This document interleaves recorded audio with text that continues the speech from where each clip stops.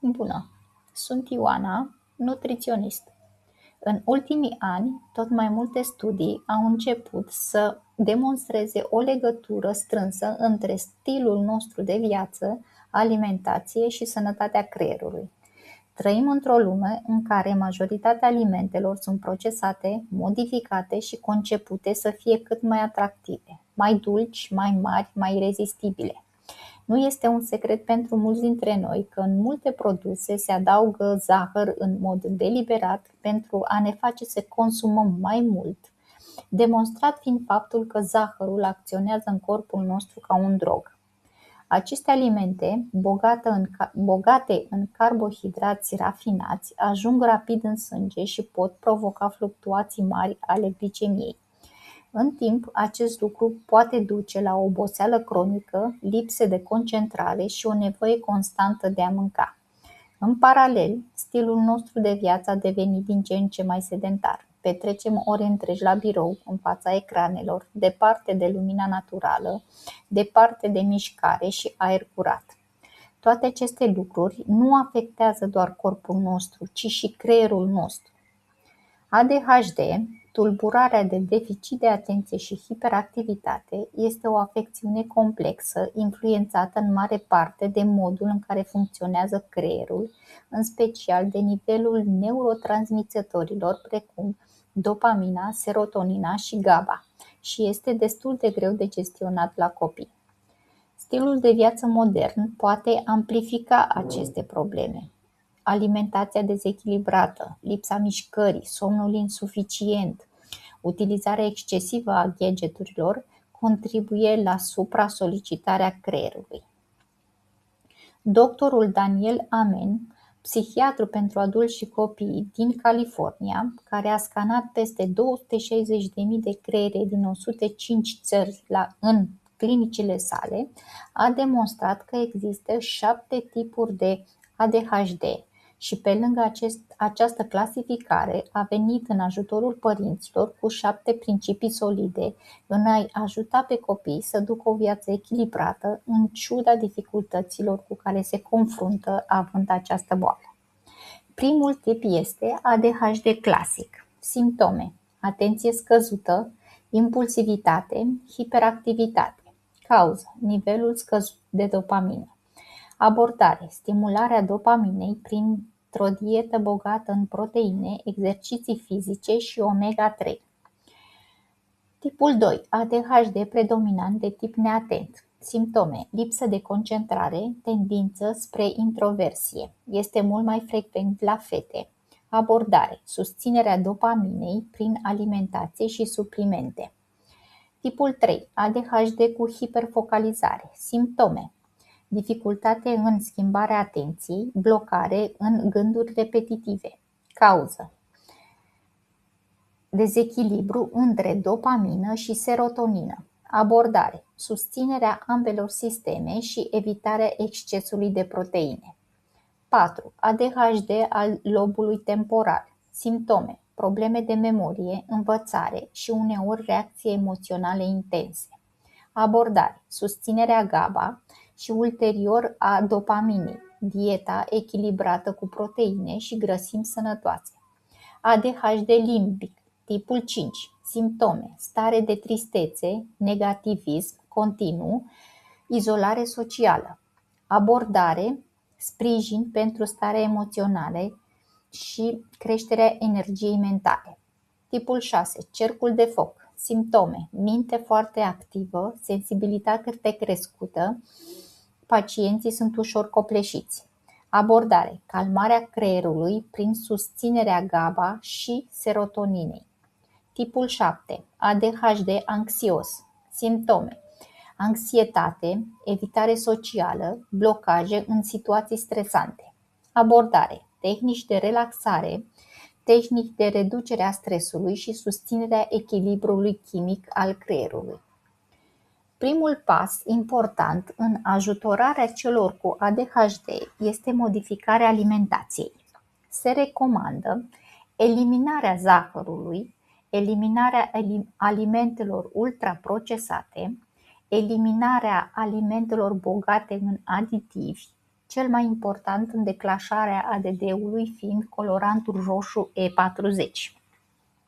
În același timp, este important să introducem proteine de calitate, grăsimi bune, acizi grași omega-3 din pește și alge, legume verzi bogate în vitamine și minerale, fibre, pre- și postbiotice pentru sănătatea microbiomului.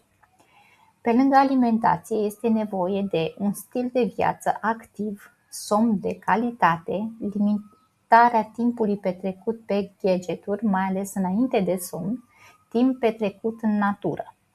Toate aceste schimbări simple pot funcționa și pot susține creierul și echilibrul neurotransmițătorului, fără a fi nevoie, cel puțin în primă fază, de medicație specializată. Sfaturi specializate construite în clinica Amen într-o ajutorare a părinților care au copii cu ADHD. Dr. Daniel având însuși 7 copii cu diferite tipuri de ADHD. 1.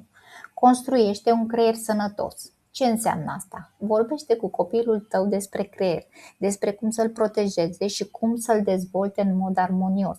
Spune-i despre alimentație, cum aceasta ajută sau distruge creierul.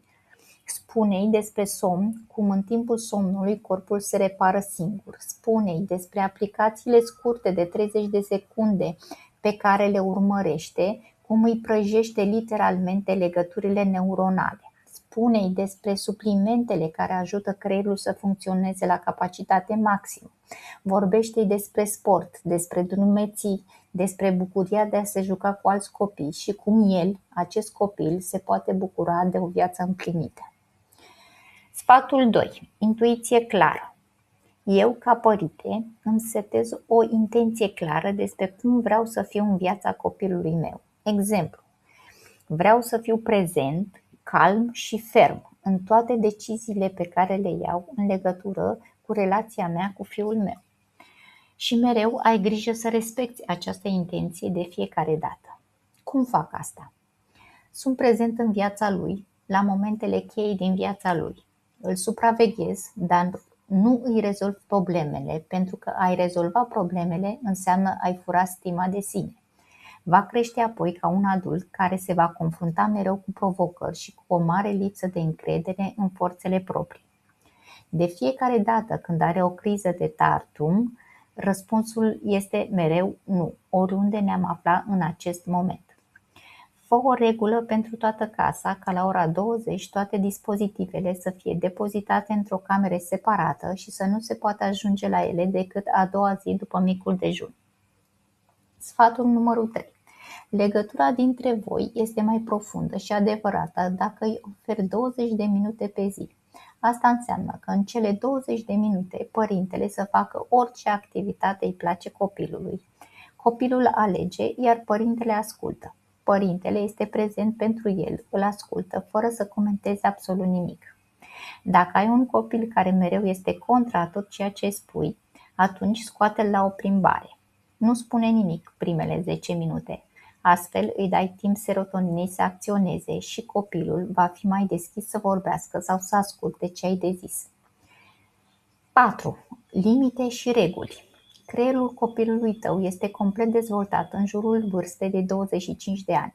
Până la această vârstă, tu, ca părinte, ai datoria de a lua deciziile importante pentru el. Învață-i de mici că orice acțiune are consecințe. Dacă a greșit, aplică pedeapsa, nu șovăi. Dă-i copilului tău treburi de făcut în casă, iar dacă este mai mare, caută-i de lucru 4 ore pe zi, pentru că așa se va dezvolta armonios, va ști să prețuiască lucrurile pe care le are, învață noi abilități și va ști să se descurce singur în viața de adult și ce decizii să ia. 5. Observă ce-ți place la copilul tău, iar ceea ce nu-ți place corectează cu iubire și exemplul propriu. Laudă-l pentru succese și lasă-l pe el să-ți vorbească despre eșecurile cu care se confruntă. Nu face niciodată o problemă din eșecurile lui. Acceptă și mergeți mai departe, împreună. 6. Oferă copilului ajutor de specialitate când crezi că nu te descurci sau când observi anumite tipare în comportamentul lui. 7. Învață-i să omoare fornicile și să gândească pozitiv. Adică, nu toate gândurile care le trec prin cap sunt adevărate. Spre exemplu, oricine se poate gândi că poate merge pe stradă și seceră cu o mitralieră o armată de zombi. Da? Acum nu putem spune că acest gând va fi vreodată adevărat, sau cel puțin în prezentul acesta. Să omori furnicile înseamnă să nu dai crezare tuturor gândurilor pe care le ai. Gândește pozitiv. Să zicem că astăzi mergi la școală fără să fi deschis notițele sau cartea. Mâine fac la fel, dar azi sunt interesat de subiect și citesc puțin. Profa mă ridică în picioare și mă ascultă. Și mă gândesc, mă pot descurca povestindu-i despre o întâmplare amuzantă și mă iartă astăzi de o notă proastă, sau aceea situație gândită altfel. Merg la școală, știu că m-am pregătit și doamna profesoară nu mă ascultă astăzi. Mâine fac la fel, poi mâine iar deschid caietul și învăț. Dar vineri am zis că nu am chef să învăț, este weekend, doar răsfoiesc un pic. Profa mă ridică și mă ascultă. Mă gândesc, pot să mă descurc pentru că am învățat lecțiile trecute în fiecare zi și azi doar am răsfoit puțin. Și îmi spun, da, sigur am să mă descurc. Concluzie. ADHD este o tulburare complexă, dar stilul de viață și alimentația joacă un rol important în modul în care se manifestă. Prin alegeri conștiente, ce mâncăm, cât ne mișcăm, cum ne odihnim, putem influența pozitiv sănătatea creierului nostru. Schimbarea nu vine peste noapte, dar începe cu pași mici, făcuți zi de zi. Iubiți-vă creierul și noi ne revedem în clipul următor cu un alt subiect interesant și de actualitate.